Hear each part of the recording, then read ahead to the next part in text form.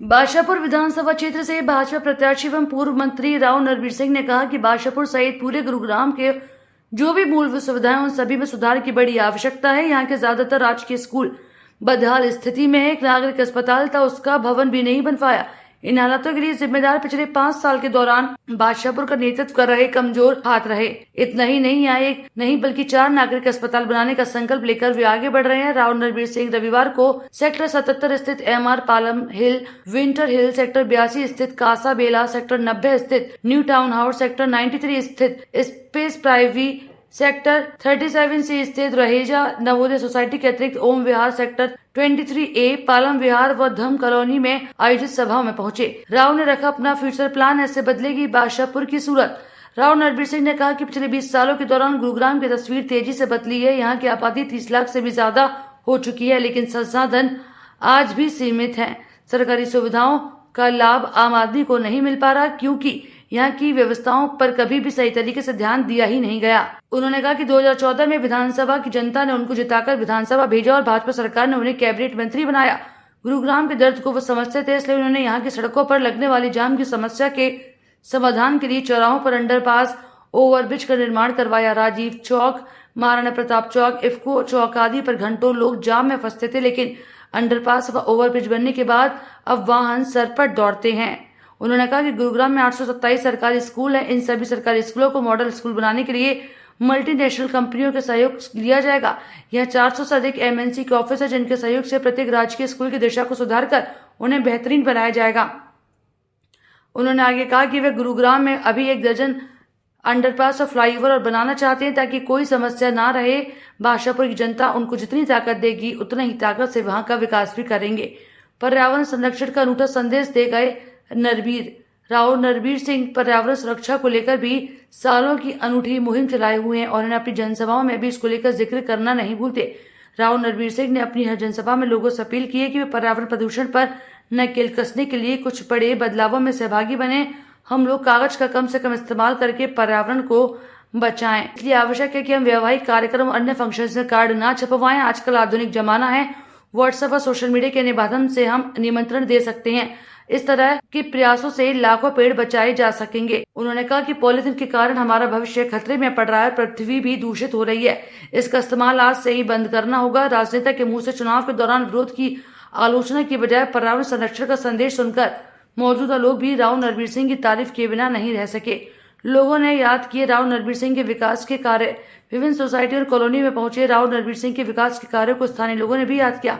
लोगों ने कहा कि 2014 से 19 तक जब राव नरवीर सिंह के हाथों में बादशाहपुर की कमान थी, तो उस दौरान बादशाहपुर सहित पूरे गुरुग्राम में विकास की नई तस्वीर बनी थी।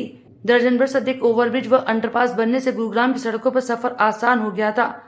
लोगों ने आगे कहा कि बादशाहपुर एलिवेटेड फ्लाईओवर और द्वारका एक्सप्रेसवे में उनका जीवन ही बदल दिया।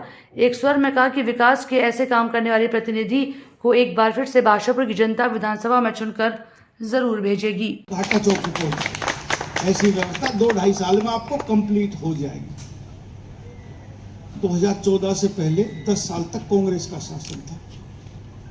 क्या हुआ? गुड़गांव का बदहाल था ईमानदारी से। हीरो होंडा चौक, राजीव चौक, इफ्को चौक, सिग्नेचर टावर, महाराणा प्रताप चौक, सारे फ्लाईओवर रेलवे के हमने तो बनाए। अतुल कटारिया चौक पर फ्लाईओवर हमने बनाए। कांग्रेस ने 3 मास्टर प्लान गुड़गांव में लेकर जमीन बेअक्वायर नहीं करी सड़कों की, ये भाजपा ने की। आज देश में सरकार है भाजपा की, हरियाणा में सरकार है, लेकिन आज हरियाणा में मैं ये नहीं कह, आज तो भाजपा की रही, तो 2 दलों की सरकार रही, जेजेपी और बीजेपी की, और साझे के काम में ऐसी ही दिक्कत आती है। और हमारे यहाँ से निर्दलीय भाई राकेश दौलताबाद चुनाव जीत गए टिकट कटने से पहले। जितने भी मैं गांव में दौरे करता है, शहरों में भी करता है, वो लोगों से कहा करता, आप लोगों से, कि भाई नए विधायक को चुनोगे, वो बन के जाएगा तो सेक्रेटरीट ढूंढेगा, विधानसभा ढूंढेगा, ACS जो अफसर हैं, बड़े DG रैंक के अफसर हैं, वो ये कहेगा जी मेरा ये नाम है, मैं फलां विधानसभा से बन के आया हूँ। वीर सिंह यदि बन के जाएगा तो सीधा राजभवन में शपथ लेगा, चीफ सेक्रेटरी भी संयुक्त करेगा। ये मेरा इतिहास रहा। मैं 26 साल की उम्र में मिनिस्टर बना, जब MLA बना मैं तो सीधा राजभवन गया, मिनिस्टर बना हूँ। और इन 5 सालों में जो गुड़गांव में हमने विकास किया, मैं ये नहीं कह रहा क्या आगे तोड़ रहा हूं, मैं नहीं तोड़ के ला पाऊंगा, ना इसको सिंगापुर बना पाऊंगा, लेकिन इसको गुड़गांव बना पाऊंगा, ये कोशिश है। ये इंटरनेशनल सिटी, आज गुड़गांव कोई छोटी नहीं है। मैं छोटा था, 30,000 की आबादी थी।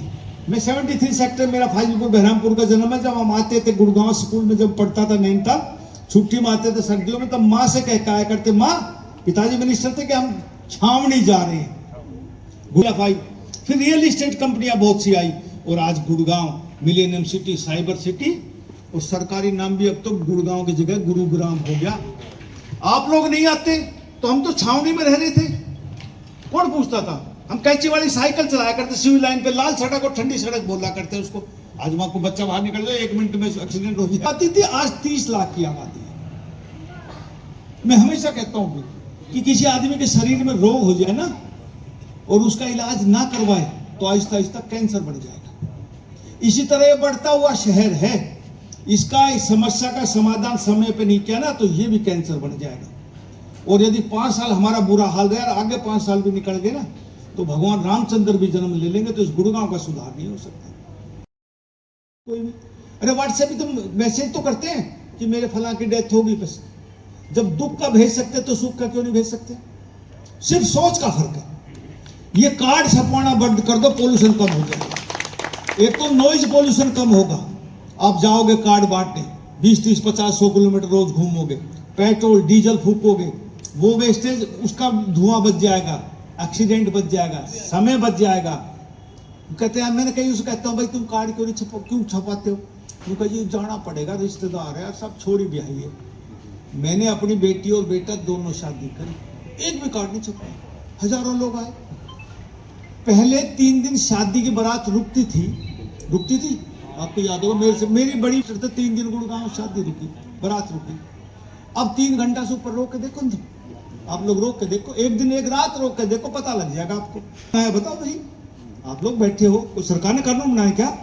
किसी पंडित जी ने निकाला क्या? अरे हमारी मजबूरी होगी, हम नहीं रोक सकते। तो ये भी मजबूरी है कि हमने पोल्यूशन करना। हमारे बच्चों की 10-10 साल उम्र कम हो रही है, सरकार नहीं आएगी करने के लिए, हमने करना है। तो ये कार्ड छापना बंद करो, पॉलीथिन का सरकारी तौर पे ये बैन है।